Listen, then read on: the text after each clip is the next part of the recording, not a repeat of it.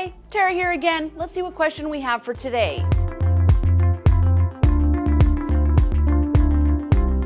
To make sure you have the perfect bond, you want to wait at least 24 hours after any service. This is whether you've done the service yourself or had it done professionally. Even if you've done a touch-up, you want to make sure you wait 24 hours after any service before you go into the water, have a shower, get the system wet, or even maybe go into a sauna. Any extreme activity, like going to the gym and sweating extensively, is going to affect the bond on that system. So remember that ideal rule: 24 hours before doing any kind of physical activity or getting a system wet is going to make sure that bond is nice and tight. Hope that helped. Like and subscribe, and we'll see you next time. Bye.